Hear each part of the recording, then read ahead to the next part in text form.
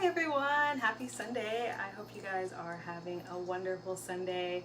Some of you guys may have seen on Isaac's page, he shared yesterday that Leo and I got into a bit of a car accident. Somebody bumped into our car, somebody hit us, and it was a hit and run, unfortunately. So that was kind of a difficult start to my weekend, but both Leo and I are perfectly fine and healthy and no injuries or anything like that. So thank you everyone who sent well wishes and commented on Isaac's post, and all of you who reached out and contacted me to make sure that we were okay. So thank you for checking on us. We are doing well. So I've been stuffing myself with comfort food since then as part of my healing process. So yesterday it was cookies and today it's pancakes.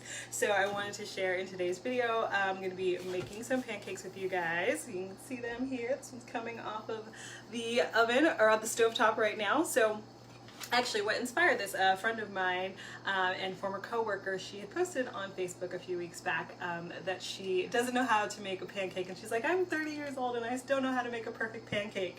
And so it's inspired me. I was like, you know what really is like the perfect pancake, and how do I make the perfect pancake? And so I've been doing a little bit of practicing and research and reading, and so I wanted to share with you guys today what it takes to get your perfect pancake. And for everyone, a perfect pancake will be a little bit different, but today I'm going to give you some tips on how to make sure you get the best results with your pancake to get a really nice fluffy pancake that also looks really pretty, looks like, you know, the version that you see when you go to the restaurant, versus the one that's kind of splotchy or maybe a little bit burnt on the outside. If that's happening to you, this video is perfect for you, because that's what I'm going to be talking about today, is how to avoid some of those common mistakes and make sure that you get a nice fluffy pancake for your final product. So the first thing to know with pancakes, like I said, there's lots of different recipes, different ways that you can make your pancakes. So starting from whatever recipe that you enjoy, whether you like to do a more traditional pancake or you like a new age pancake, gluten-free pancake, vegan pancake, if you want all sorts of those different things, it doesn't matter what you like in your pancake, but there's a few things that you should know. So the first thing I want to think of with your pancake is checking your leavening agents, and those are the things like baking powder and baking soda. Hey Jeff, nice to see you. You want to make sure that the quality of those, that they're not expired, because that is what provides the fluff to your pancake. So you want to make sure that those are both in still good quality. You can easily check these by tossing some of them into like water agent, and then you can see how they react. And you want to just make sure you check the freshness of your leavening agents. So, and I like to use a combination of both baking powder and baking soda, because it gives you a little bit more of that golden brownness to the outside of your pancake, and that's something that I really like, that golden brown color. So that's why I like to use both baking soda and baking powder in my pancakes. So if those aren't fresh, that's the first thing. You'll end up with a flat pancake. So if you're not getting a fluffy pancake, make sure that you check the freshness of the baking powder and the baking soda that you're using in your pancake. The next thing you want to do is, when you're whisking your pancakes, you want to first mix together all of the dry ingredients and whisk those together before you add any of the liquid ingredients. So you have like your flour and sugar and the leavening agents, and you might add some other things that like spices or seasonings. You want to mix all of those things together before you add the wet ingredients. And the reason you do this is because you want to get all of the lumps, the big lumps, out of the mixture. And then when you add the liquid ingredients, you don't over mix it. And the thing is, when you add the liquid ingredients to the flour, what you start doing is creating gluten. And so as you're mixing it together, you create more and more gluten, and gluten is the enemy of the fluffiness. You get more chewiness when you create more gluten. So once you add the liquid ingredients, you want to mix just until it's incorporated. You don't want to mix it for a long time. I remember as a kid, that was my favorite part, was mixing the batters together, and I would do it, you know, for as long as possible. That's actually not what you want to do if you're trying to get the fluffy pancake. So you want to make sure that you mix the pancake batter just until it's incorporated, because then you'll end up with a fluffy pancake. You don't get too much gluten. And if you want to get out all the lumps like completely when you're mixing just the dry ingredients, you can also sift it and use the sift for the flour and those dry ingredients, and that will get you a really light texture to your pancakes. If you really want a light pancake, I suggest you use a sift, and then that will really take out all of the lumps. And then when you're mixing it with the wet ingredients, if you get a few small lumps, that's totally fine. Those will work themselves out of the batter, so you don't have to worry about trying to get out every single lump in the batter. Those ones will work themselves out with the next step, which is resting the batter. So after you've mixed together the wet ingredients and the dry ingredients, you want to rest the batter and you want to let it just sit in the bowl for like 15 minutes or so, and that will help all of the flour to soak up the liquid ingredients, and that's when those small lumps will start to fall apart because they will kind of dissipate on their own as the flour soaks up the liquid that's in the bowl. So that's why you don't have to worry about trying to get out all of those small lumps, because that will take care of itself with the resting step of making the pancakes. So that's one step I think that a lot of people don't necessarily take when they're making the pancakes, is the resting part of it. And you'll notice a big difference from when you first mix everything together and then when you wait that 15 minutes, the texture of the batter will completely change. It'll usually be a lot more liquid as soon as you make the batter, and then at the end of the 15 minutes, it will have a much firmer texture. And the leavening agents will also have had time to work, so they're starting to lift the dough or lift the batter and make it more fluffy. So during that time period, a lot of stuff is happening. The flour and the leavening agents and all of that are doing their work, so that's an important part of the process of making the pancakes. You don't want to skip resting the batter because it will drastically change the outcome that you get with your pancake. So that is the first thing to know with mixing everything together. The next thing is, what are the tools that you're using? You want to make sure that you're using the right tools to get great fluffy pancakes. And for me, the two most important things are, first, having a great spatula, a nice wide spatula that can get all the way underneath your pancake. If you have a narrow spatula, flipping the pancake can be really difficult, and then you end up with it falling apart as you're trying to flip it. So make sure that you get a wide pancake style spatula, because that will make flipping much better and easier. And the other thing is having a non-stick pan. So this is non-stick. You could also use a cast iron if it's really well seasoned and it doesn't have any issues with stuff sticking to it. You can also use a griddle, especially helpful if you have a large group of people that you're making pancakes for, so then you have more surface area. Any of those will work, but you just want to make sure that it's something where you won't have to worry about sticking, because obviously the pancakes, you want to be able to easily flip those. So good spatula and a really good non-stick surface for cooking your pancakes is essential. And then the next thing is, when you're cooking, each time between those pancakes, you want to wipe out your pan so that you don't get little remnants stuck on the pan that will stick to the pancake, to the next set of pancakes, or make sure that they're not getting enough surface area on the pan. So make sure you wipe everything out, especially if you're using like butter, and the butter will start to burn after a few batches in the pan, and then you end up with bitter taste of bitter burnt butter on the rest of your pancakes. So make sure you're wiping out any extra oil or butter that's on the inside of your pan, so you don't end up with those kind of bits or burnt taste to the rest of your pancakes. So that is pretty much the main things. And the really, I think, essential thing with making pancakes is that you pay attention.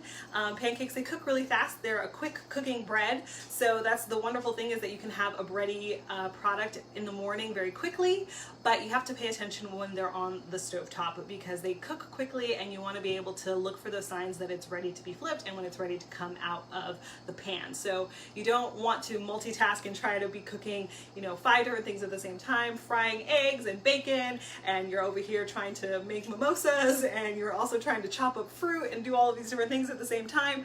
That will be one of the things that gets you burnt pancakes, or pancakes that just aren't quite the way that you want them. You want to make sure that you're paying attention, so commit, if it's 10 minutes to be at the stovetop while you're flipping pancakes, or get some help in the kitchen. If you have friends or family or little ones that can help you out with some of those other tasks in the kitchen, make sure that you can pay attention to the pancakes, because they cook really quickly, and you want to be able to keep an eye out for the signs when it's time for you to take the action, get those things flipped, get those things out of the pan. So that's really important, is being able to pay attention when you're making your pancakes. So let's get into actually, some of the little steps, little things that you want to look for as you're putting your pancake in the pan. So for me, one of the things I've noticed is that every stovetop that I'm at is a little bit different. So it takes a little bit of trial and error in terms of figuring out the exact right temperature to have your stovetop at in order to get the right color on your pancake.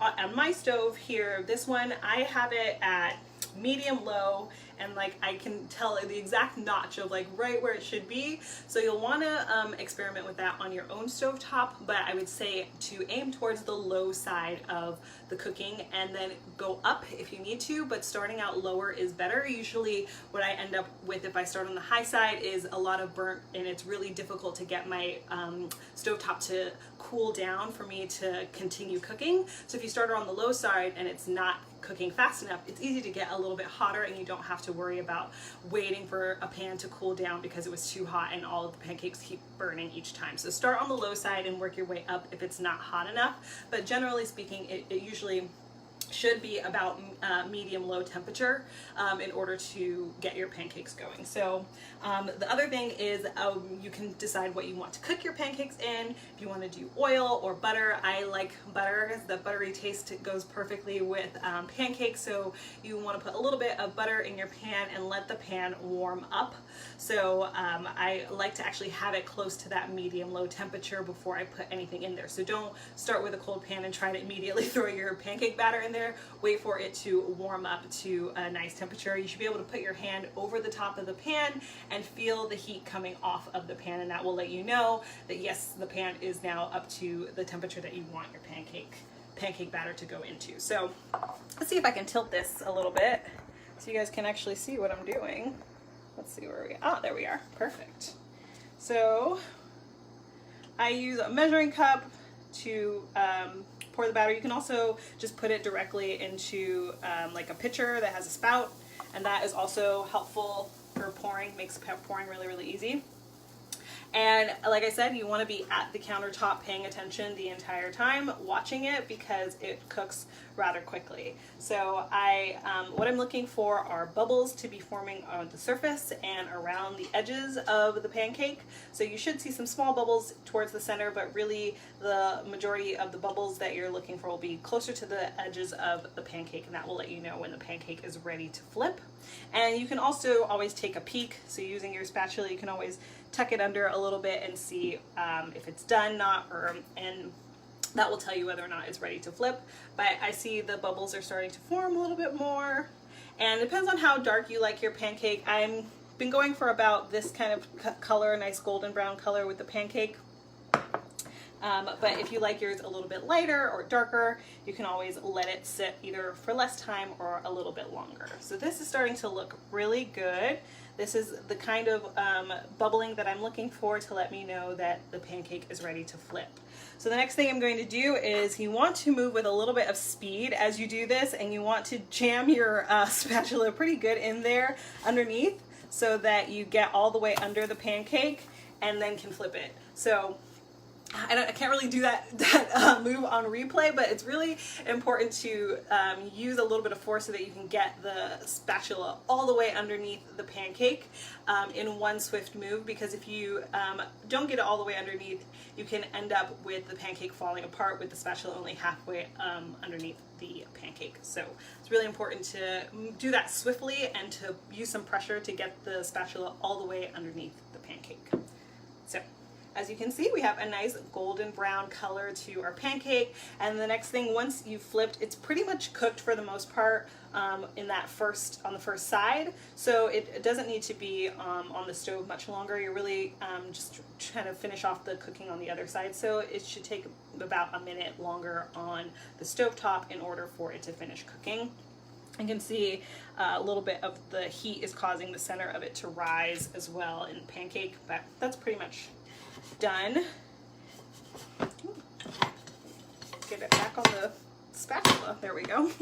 And so that is our pancake.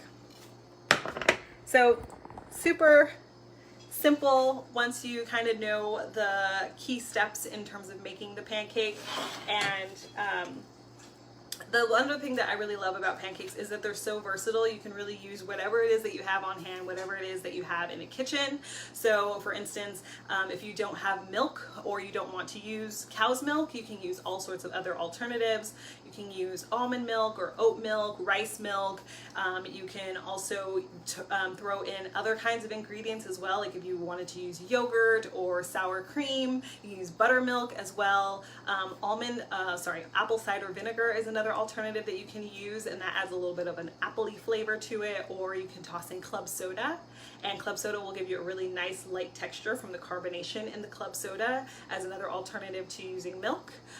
For the flours, you can use all sorts of flours. You can use traditional wheat flour, but you can toss in oat flour, or you can use buckwheat flour, almond flour. Pretty much I've used, I think, almost everything. Coconut flour, everything works within the recipe for a pancake, so you can always toss in new things. You can use all sorts of flavorings and seasonings. Vanilla extract is a great one, but you can also go outside of that to other kinds of extracts, or toss in a little bit of maple syrup in the pancake itself to give it some sweetness, and you can have that maple flavor infused into the pancake.